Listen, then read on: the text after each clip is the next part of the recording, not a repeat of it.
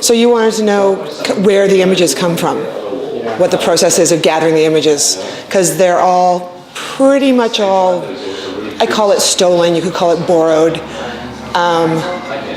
Originally it was from, I'd go to thrift stores and dig out old magazines and old patches and anything I could find that was paper-based.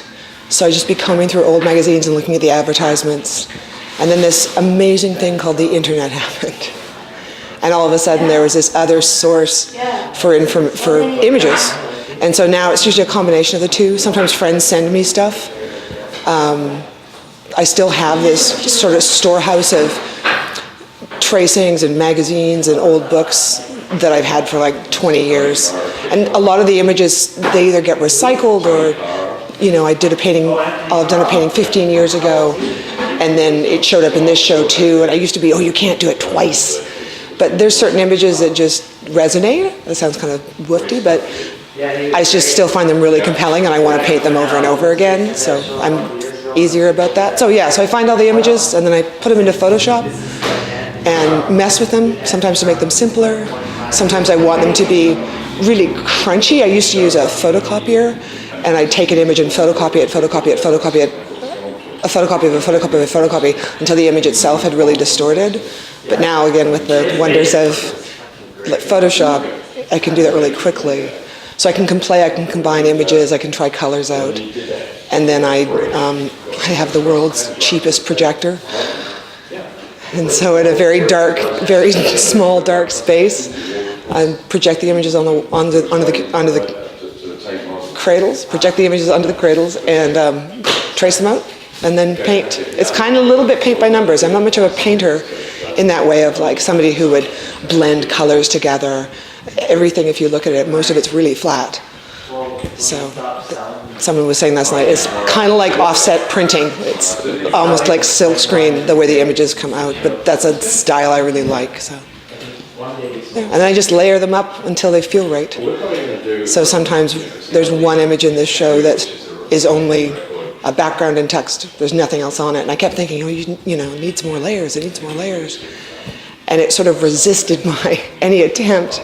And I finally said, no, it's okay. Like this is what this painting wants to do, so you're just going to stop. Which was good, because it was getting really close to the show. Yeah, and other ones, if it doesn't work, sometimes I'll sand it out or half sand it out and then start again. And there's a couple of images here that have that quality. One in particular, I just kept layering image on top of image on top of image until it was right. And there was a point in the middle where I was like, this is never going to work. This is a mess. But it's actually one of my favorites. So, it's almost all from advertising or illustration. A lot of the text is from illustration, particularly the sort of anywhere from the 30s to like the early 60s. Some 70s stuff slips in, but I was born by then, and it doesn't have the same mystery to me. And particularly in that era, the fonts they were using in advertising weren't computer-based, and they weren't print-based. A lot of it was still hand-drawn that people were using, so it still has a feeling of hand in it. And even the mechanical fonts from that era, you can't reproduce them on a computer, and they really don't look like anything else but themselves. And I've always really been interested in fonts and kerning and the spaces between letters, and then just the shapes of letters themselves. So I don't know why I'm particularly drawn to those eras, but it's partly because in thrift stores in the 80s and 90s, that's what there was. There was always tons of stuff like that. But, the other reason was there's something about the innocence of advertising from those eras that I find really, compared to now, though I'm sure 50 years from now, people will look back at an ad for a Prius and go, oh my God, that's so sweet. But to me, I look at particularly the ones that are about like women and beauty and sort of maintaining the status quo that was existing then, now just seems so like heartbreakingly innocent. And a lot of them are about beauty and glamour and, keeping your man and keeping safe and staying within the lines. I kind of like ripping that stuff out of that context and like messing with it essentially and seeing what happens. Because it's all kind of instinctual. So this image, yeah, and then this image goes with this text. I'm not really trying to tell any stories, and when I do try to tell stories, they don't tend to work out very well. But when I kind of just go intuitively, and I work on all the paintings at once. So I first worked, there's around 20 6x6, like small, and so I worked on all those, and then there's 10, I think, larger pieces, or 11 larger pieces, and then I started working on those. So I'm constantly flipping between images, so it's not ever one story I'm telling, it's more like there's 18 stories going at once. And sometimes it'll just be, okay, this image has to go somewhere, but where's it gonna fit? And so there's still like a storehouse of images that never got used for this. And they'll sit around, I'll either delete them or I'll use them in the next round. And there's images that have been used like 3 or 4 times because I just really like them and I want them. I would just paint them over and over again if I could. So the painting, like, I can't actually paint mad because the way I paint is so precise that and it's super focused. It's not quite like diamond cutting, but it's that kind of level of focus and concentration. I paint standing up with the art kind of like at about chest height. And so I'm standing up for like 10 or 12 hours a day. And that's the way I work. And it's kind of endless. But I don't really know why they look. It's not so much they look angry. Some of them are deliberately done in a way that's like tons and tons of layer and very, very busy, which is kind of new for me. Most of my stuff before this has been kind of cooler. Just like one piece of text, one image. And a lot of the stuff here was very pixelated, and I've let it stay pixelated, whereas before I would always smooth everything. I would quite often smooth things out.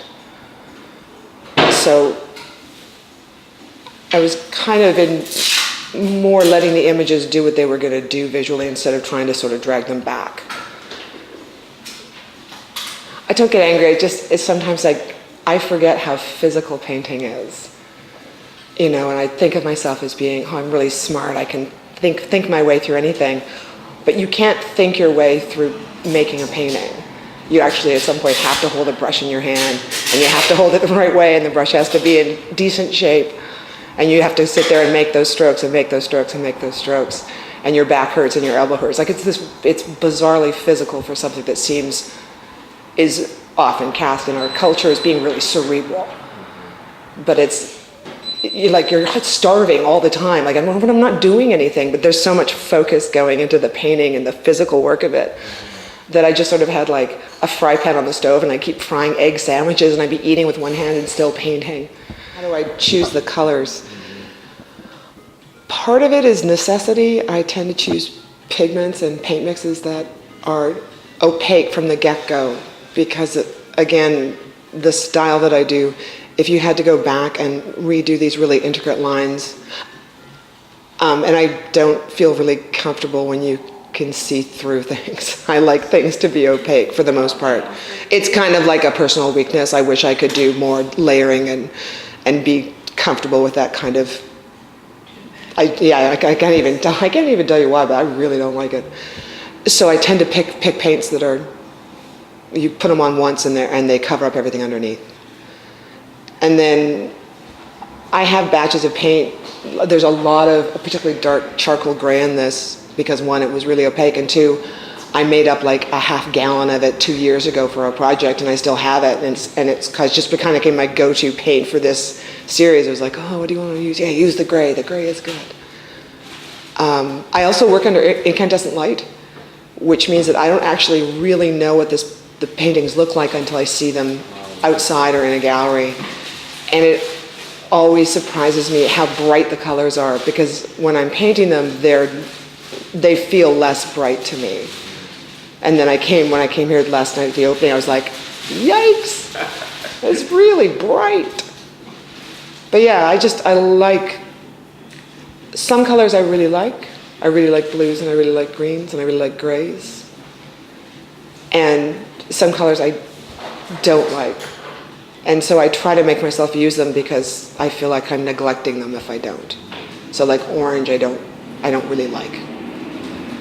So there's some orange in this show because I felt like I was neglecting orange. Oh, and then this was a show where I was like, I would put bronze and gold and silver and glitter on every single painting if I could. And this was the show where I finally said, you can have glittery paintings, it's okay. And there's bronze on a couple of the pieces, and it's like, it's okay, you can be flashy. So that's the part about color. I don't know, I think they look retro, but they also look Japanese. They remind me of Japanese advertising. I lived in Japan in the 80s, and I think I was really obsessed with Japanese posters and Japanese font and text and advertisement. And I used to collect all the little cards for the sex girls that would be stuck around the payphones. And they always had like sort of big balloony, cheerful, colorful fonts. And then these little sort of anime princesses, and there'd be a phone number that you call if you wanted to have a girl brought to your room. But I collected them like you collect baseball cards. And again, it was the same kind of, there's something to do with like how they were composed as images, and how this sort of innocent bright colors and these balloony, cartoony letters were so at odds with what was being offered. That's another reason for why the stuff looks the way it does. And there's certain fonts that I use that are image-based fonts, they're not, so you can't read it, which means I get to say things in the paintings that nobody but me will ever actually know are there.